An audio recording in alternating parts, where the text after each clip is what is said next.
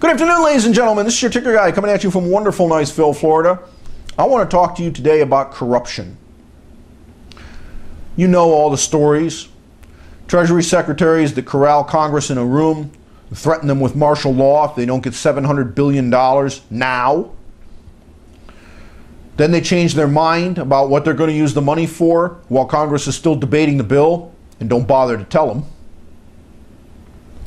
Another Treasury Secretary, the current one, the only man qualified to run Treasury and the Internal Revenue Service out of 330 million people in this fine country, can't pay his taxes. People on both sides of the aisle, Democrat and Republican, they put in place a so-called bankruptcy reform bill that was immediately seized upon to screw you, the consumer, out of billions of dollars. A banking system that generates $40 billion a year in overdraft and late fees. Fees that they, to a large degree, generate on their own by reordering transactions. A banking system that has a member of it still operating in the United States today that was selling securities, allegedly grade AAA, AAA, to people, while sending emails around their office saying, "Do we still have this vomit?" That's right. It gets worse, of course. We still have banks that are hiding losses. We still have banks that are refusing to foreclose on people for a year or longer after they stop paying their mortgage, because that would force them to actually mark that loan to the market and take the loss. We have lies going on all throughout the financial system. It's been going on now since this crisis began. We have a Federal Reserve chairman who claimed on national television in a hearing before the Congress under oath that he would not monetize the federal debt while he was doing so. It goes on. I could spend an hour, 2 hours chronicling every one of these things, but most of it's already in a YouTube video, and all of it that I have found so far has been in at least one ticker. No, what I bring to your attention today, folks, is the outrage that has been put on display by Glenn Beck. Two young filmmakers and muckrakers, good ones at that, posing as a pimp and a prostitute, going into a community organization, and as the press would tell you, asking for advice on obtaining housing for opening a brothel. Folks, that's political correctness run amok. What those two individuals actually came into those offices and asked for advice on was transporting children that had been kidnapped from El Salvador across the international boundary into the United States for the purpose of selling them to pedophiles. That's the business plan that was presented to these community organizers. And in almost every case, at least all the cases we've seen on tape, they were helped.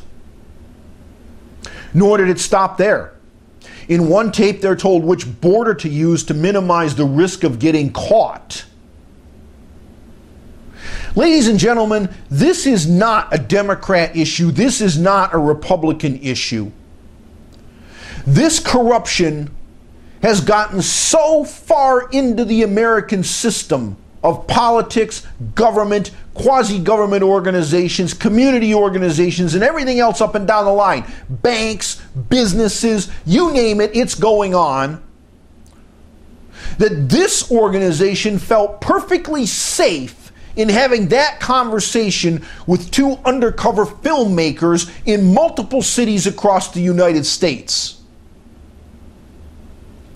Where are the cops? And where is the outrage of the American people? This is not just about a couple of kids going into an office and saying, "I want to import some 13-year-old girls so that some creepy pedophile can pay $300 to screw them." This is about the culture of corruption. This is about a government apparatus that refused to investigate mortgage appraisals and fraud. The independent appraisers tried to get this practice stopped 10 years ago, there was a petition with thousands and thousands of signatures. It was ignored. There were multiple racketeering investigations allegedly going on prior to the election regarding irregularities in campaign finance and voter registration. Where did those particular investigations go? They disappeared. Why? A prominent New York newspaper spiked a story about this just weeks before the election. Why? We have members of Congress who think it's perfectly okay to get sweetheart mortgage deals that no one else can get under a program that's actually called Friends of Angelo. Hello, special influence, stated right on its face. Why? Where is the FBI? We have 50 state prosecutors, 50 attorneys general across this great land called America.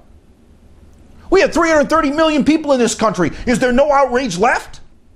330 years ago, we had 56 men who put their signatures on a document and pledged their lives, fortunes, and sacred honor. Many of them lost their lives over taxes.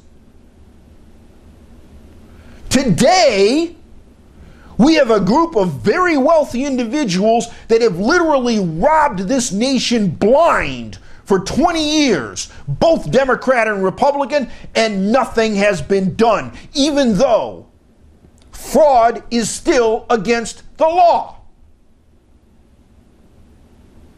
If you're a Democrat, you have no right to go after Republicans and turn this into a partisan issue. You go after the people in your own damn party. If you're a Republican, ditto. Take out your own trash.